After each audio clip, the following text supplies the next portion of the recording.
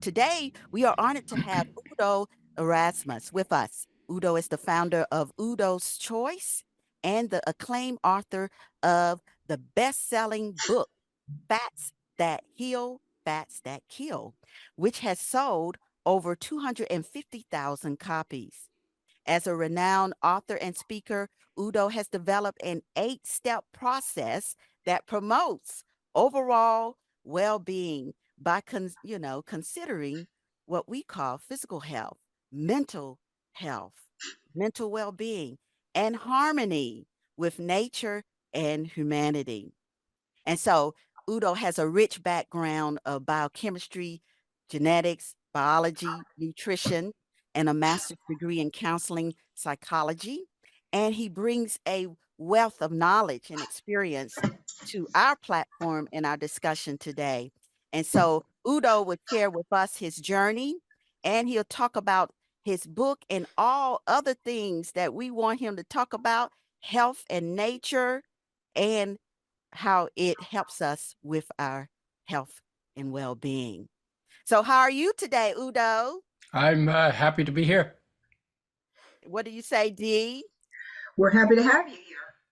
Yes, we are. Well, Yeah. let's start out. You started talking with us before we hit the recording button about you, but how has your professional journey? You talked a little bit about, having been exposed to pesticides and things of that nature to start you on your health and wellness journey. So talk about that and how that led to where you are today.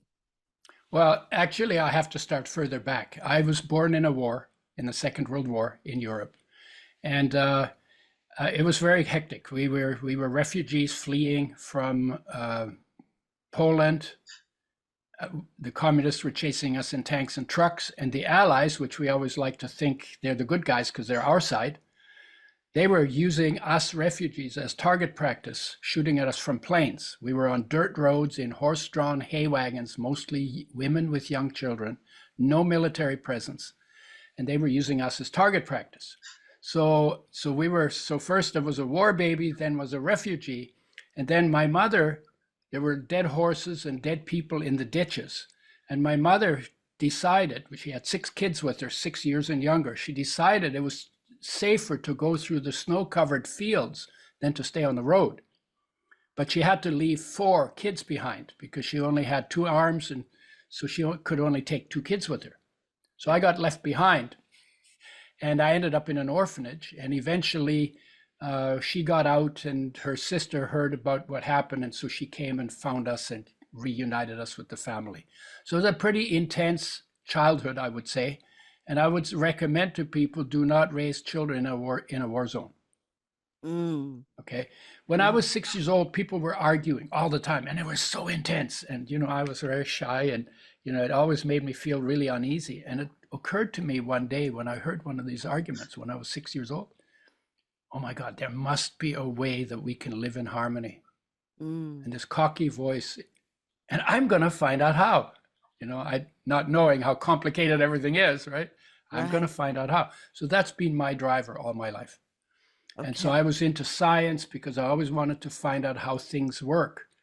Because when you know how things work, you get a certain amount of predictability, and that gives you a certain amount of security. And I didn't have that as a kid, so that was important to me.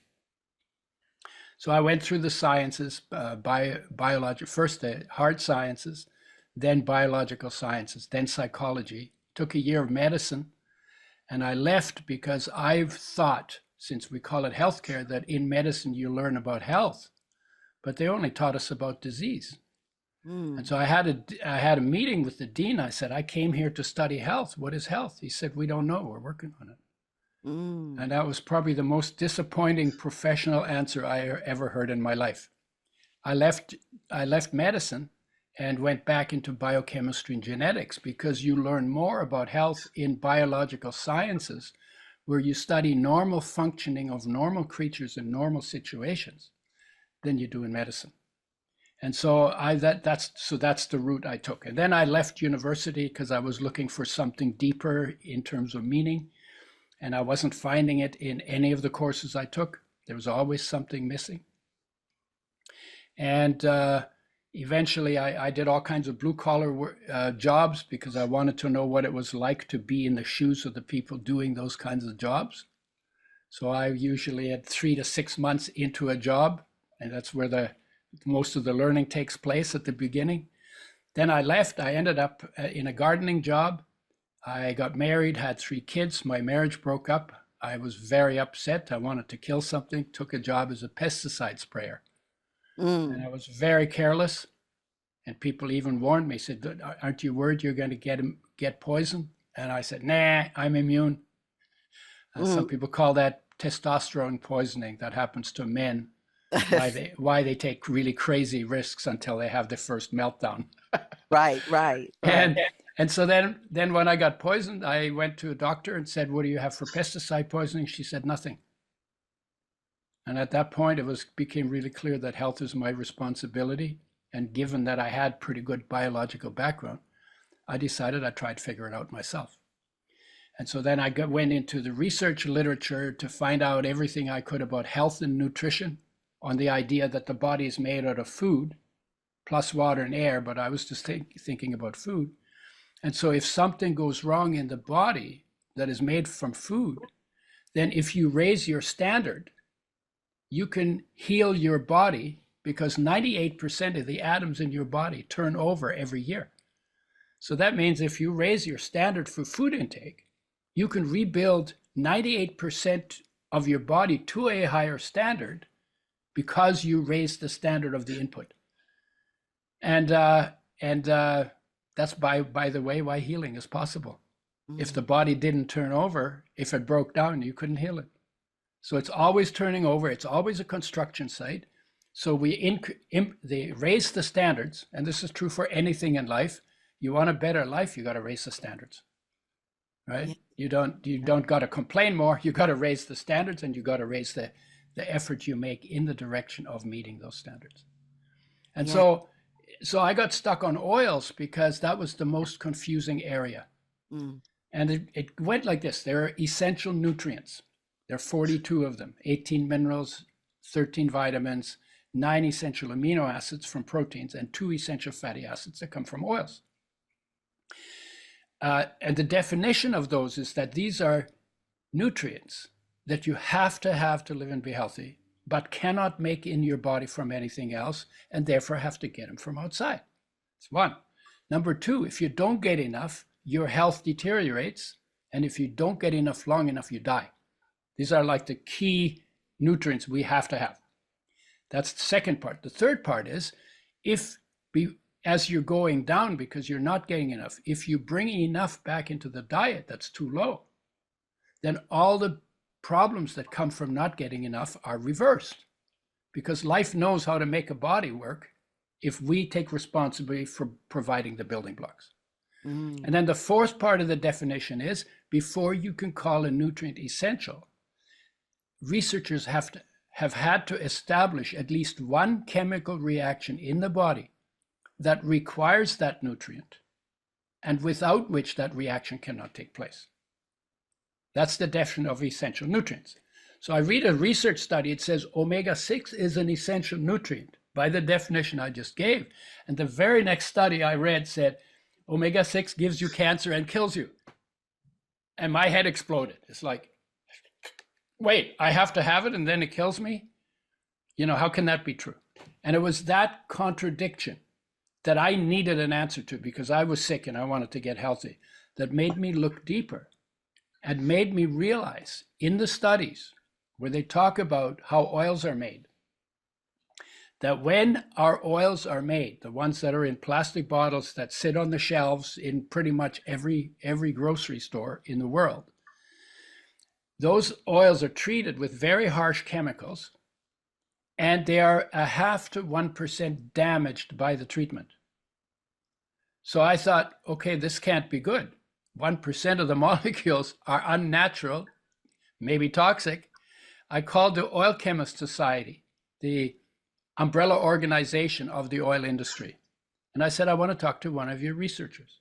So they put him on the line, and I said, when you know, because it's in the printed research, when you know that this way of treating oils does damage to them, why do you do it?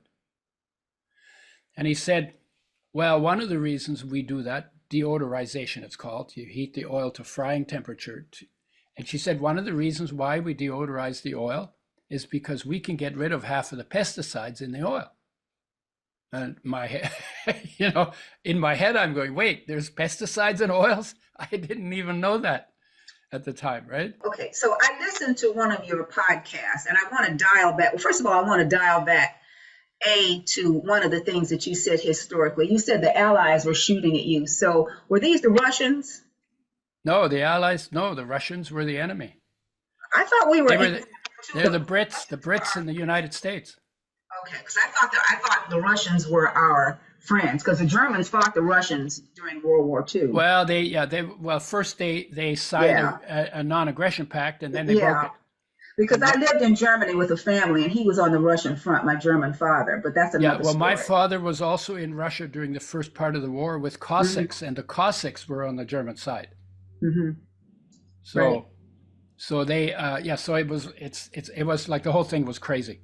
Yeah. I wanted to dial back to the oil situation. So let me just, a quick question, because I heard you talk about this. So are you saying that just the average, we go to the grocery store and buy virgin oil in a plastic bottle?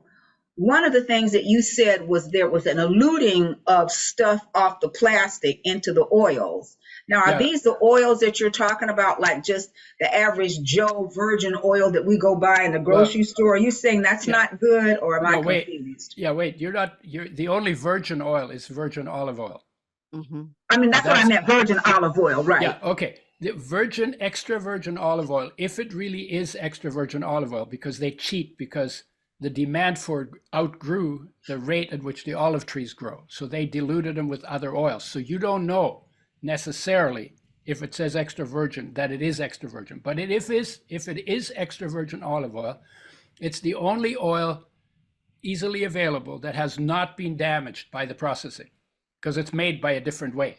It comes out of the flesh of the olive and they float it off on water, whereas the other ones go in screw presses. They're made from seeds, and in the screw presses they squeeze the oil out, or they dissolve it out with hexane or some other oil-soluble nutrient.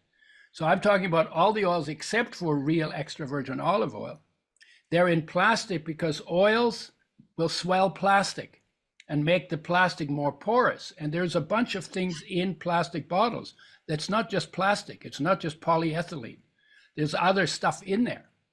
And that then leaches into more easily into the oil than it would leach into water, because water doesn't expand the plastic. Okay? Well, if I was looking too, if you notice, if you go to buy, because we buy a lot of olive oil, because I cook with a lot of virgin olive oil, and because of that, most of those oils, when you buy it, they are in the glass bottles. Now, some of them might be plastic. You're talking about the olive oils? Yeah, but I've noticed that a lot of the olive oils now, because of that concept, they're trying to be more healthy. They have different brands, 365 and all of those. Mm-hmm. Those are in glass bottles. Yeah, traditionally olive oil, all oils were in glass bottles, because plastic bottles came into, they're cheaper and they're more durable. Right. So that was a cost saving for the manufacturers. Mm-hmm. And so the extra virgin olive oil was in glass bottles, going way back, because glass has been used for packaging for 2,000 years. I know. Right? I know. So anyway, so I talked to this guy, and he said, so he said part of the reason we treat the oil that way is because we can get rid of half of the pesticides in the oil. So I'm going inside my head, I'm going, wait, I didn't even know there were, and I've been poisoned by pesticides. Right. So this is not good news for me. Right. What I said to him, though, I said, well, why don't you start with organically grown seeds? Then you don't have the problem to deal with. Mm-hmm. And there was this long silence at the other end of the phone. I guess he had never thought about it. Mm-hmm. And so I waited. It might have been 3 seconds, but it seemed like a lifetime of silence, right? And then he came back to me and he was really angry. He says, I don't know what your problem is. The oil is only 1% damaged and it's 99% good. And if you got 99% on an exam, you'd be damn happy, wouldn't you? That's what he said. Okay. Yes. So Yeah. now I'm backing off. I say, well, maybe I'm overreacting. It's Uh, only 1%. Maybe that's okay.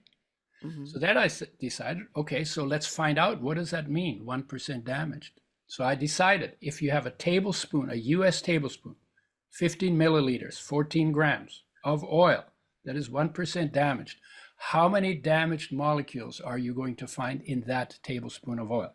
Mm. And if you haven't heard this story before, I would like you to estimate how many damaged molecules you have in a tablespoon of an oil that is 1% damaged.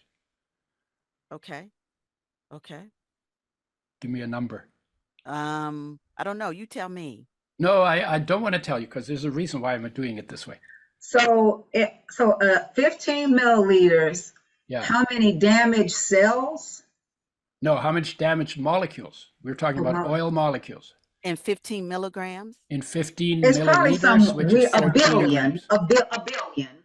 How many? A billion? Okay, billion? Okay, you're going to go with that, Vicki? I'm going to go with that. Okay, billion. So a billion has 9 zeros, right? Mm-hmm. Your number is 10 zeros too Short? short. Oh my God. The actual number of damaged molecules in an oil that is 1% damaged is 60 quintillion molecules. That's a 6 followed by 19 zeros. And that's more than 1 million damaged molecules for every one of your body's 60 trillion cells.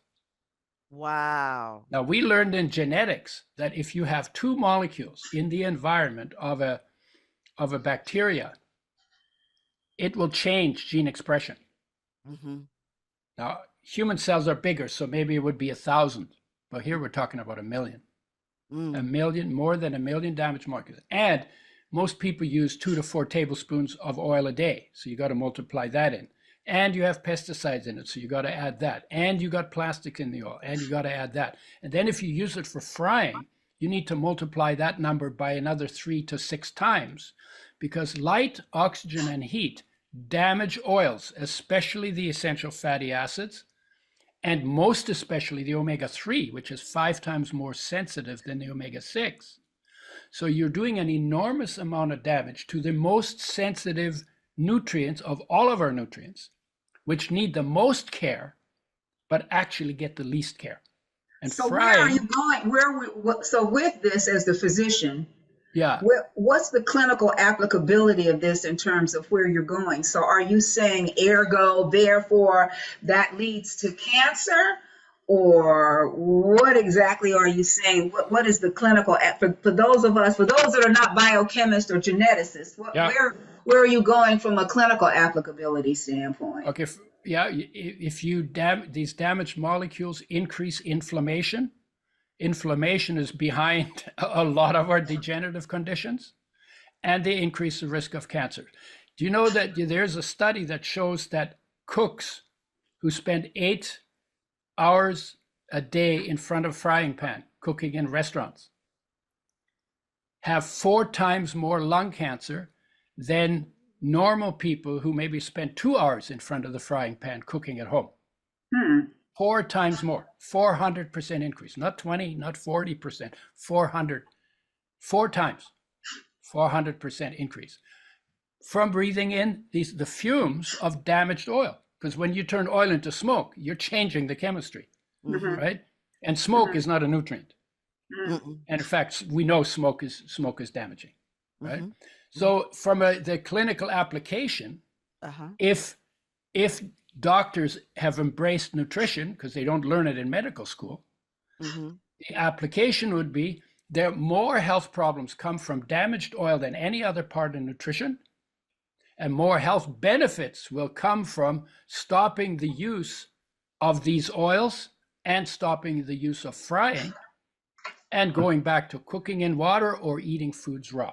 If you look at nature, every creature in nature, except for us, eats all its food fresh, whole, raw, organic, and local. Okay. Well, that sounds good. That sounds good. But you have to also realize now, and I have a nutrition background as well. As we look, we know that, I mean, that sounds great and everything. Like they say, that sounds great and everything. But Yeah. When it comes to raw food or whatever, we have that list that tells folks, you got to take the the peelings off because it has pesticides in it. Or And maybe we should stop spraying pesticides too, right. and But bring the that's birds back to do the insect control. but the point is we kind of have control, but we don't really have control. So But well, what should we do? we have control. We have more control than we give ourselves credit for. We're not victims. Okay. We're not entirely victims here, right? So we make choices. So what I say to people, if the goal is fresh, whole, raw, organic, Okay. then start where you are Uh-huh. and head in that direction. Okay. So, I was in Japan. This woman said to me, organic eggs are really expensive, so I can't buy them. And Mm-hmm. they are 6 times more expensive than non-organic eggs. So I said, well, can you afford one a month, one organic egg a month? Okay. She said, oh yeah, that would be no problem. Well, how many could you afford? Okay, well, I could afford 5. So my answer was, well, why don't you do what you can? Okay. Just because you can't do it perfectly doesn't mean you should just, fall over and become a victim and not do anything at all. And ultimately, we have responsibility for our health. Yes. What goes in here, I'm making the choice. Right. I'm putting it in here. So make the choices. Maybe get a little bit of education because it's an important topic. Right. And then So do what you can to head in the direction of doing it better, and which better usually means more in line with nature and more in line with your nature.